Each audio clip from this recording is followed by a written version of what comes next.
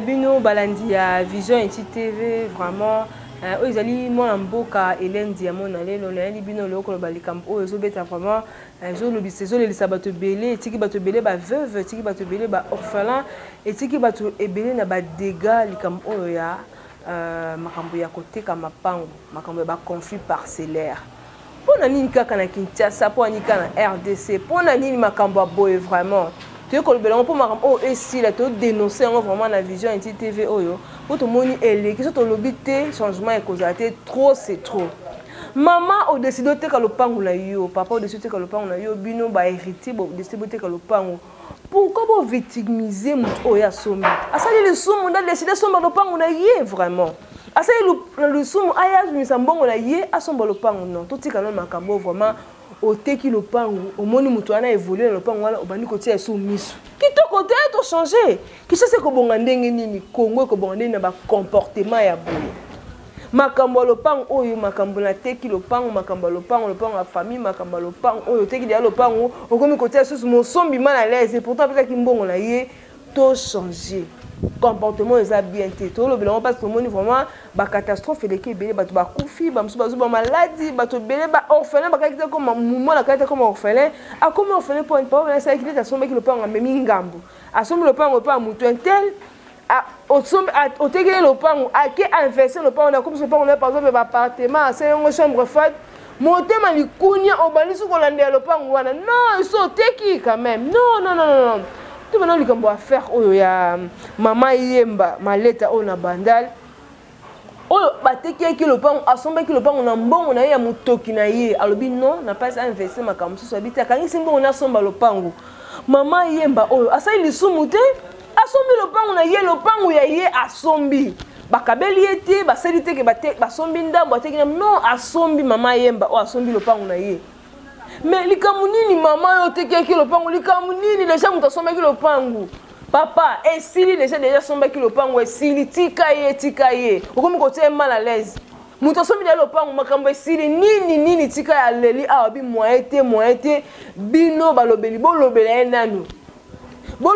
ex muta sombi le pango sali le sumu ay que son de sombi le pango ça droit te ko ça le pango na o alingi soka komi ko pango le pango wana kolo le pango tata le pango to maman le pango o ya soko tia mal à l'aise et ça la kana mboka nini état le droit ba lobaki et c'est pas batu nyonso to na mettre avocat ndenga éclaircir na makam o vraiment que ya maman yemba maleta na banda le pango ça banda mettre avocat gloire loleko ndenga lobby na makambo loleko donc mettre avocat gloire loleko ndenga lobby a éclairci que ce qui me sombi le pangu ezaye que ce ko le pangu te bosana to ndaye bongo zo ngasima nga kombo nanga maître gloire loleko naza avocat ya madame Yemba Maleta naye na lingala facile pour na oloba vérité concernant makambo oyo ya lupangu ezogoleka entre monsieur Lombi Nsekito Gérard na madame Yemba Maleta lupangu za na avenue Bukaka numéro 445 na quartier Lumumba na commune ya Bandalungwa. Bon, monsieur Lombi aza ancien propriétaire ya lupangu wana depuis 1959 mais en 1976 ategelaki monsieur Bondo oyaza vendeur ya madame Yemba Maleta. Madame Yemba asombaki ndaku na ye pa monsieur Bondo na 1997. Na niveau ya justice monsieur Lombi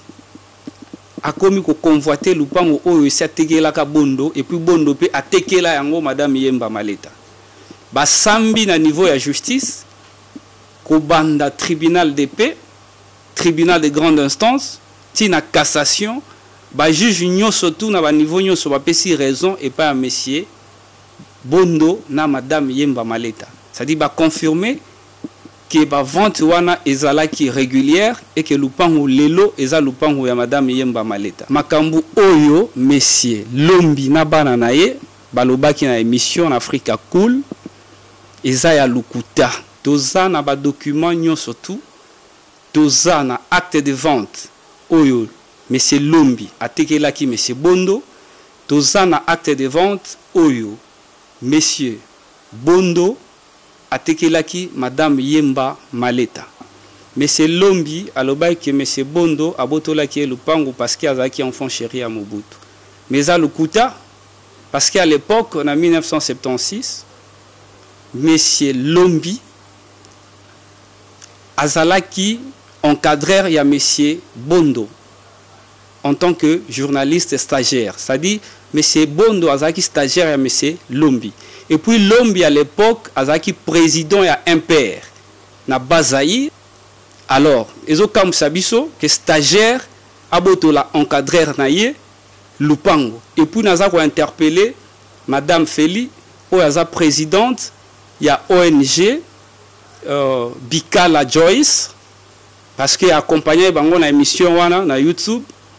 que ONG eza bien parce que alobi aza ko accompagner l'action à chef de l'État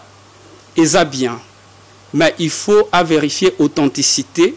ya makambo avant aller à la télévision à accompagner batu oyo bazo vilipender kombo ya mutu. Madame Yemba koki ko se plaindre na justice et puis ba poursuivre Monsieur Lombi pour na ba imputation dommageable. Likambo était de droit bien bolandi le nenge maître Gloire à Lolé quoi expliquer vraiment très bien makambo oh ya maman Yemba Maleta na bandal asome ki le pan on n'est pas ya papa oh tata le pan on te ki le pan. Mais ne comprenons pas que justice n'est pas sur le ballon de justice n'est pas. Comment vous doit l'appel makam au dossier sa clarté bien au monique dossier on est à clarté comment vous PC accord ça appel non sont juste état de droit présent le but état de droit et ça makam c'est quand même politique té ils appellent makam pang oyo papa le pang on ça makam c'est ça le bilan ba bien que d'un bon ça bilan té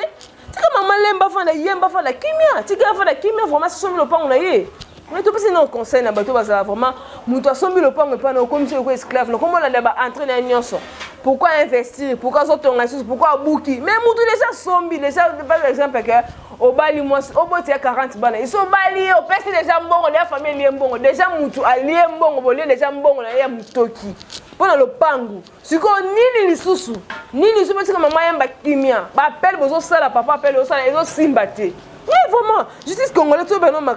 état de droit, tout ça, bah juriste, bah juge. Oh, bon, tu as quelqu'un comme ça, dans sens, t'es bon, PC encore à appel, pourquoi? Bon, moi, il y a un non, ça se voit quatre dossiers. Maman, il y a un balembi. Quand il y a un justice, non, se mener à gagner les procès, mais pas poser un cas d'appel. Pour Nanini. Comment tu as lembi, comment tu as dénoncé? Tu vas dire que les gens sont vraiment fait aussi là parce que état de droit, état de droit est partout, état de droit est partout. Tout le monde pas en lembi. Maman yemba lembi, on a coupé un bel vraiment na télévision, na biso Vision TV pour le à dénoncer vraiment makambo yo à lembi. Vous tu comme na suka merci c'est dit Kalemba na bandi to komi random na ça kanda makasi pour makambo facile na lembi to suki wa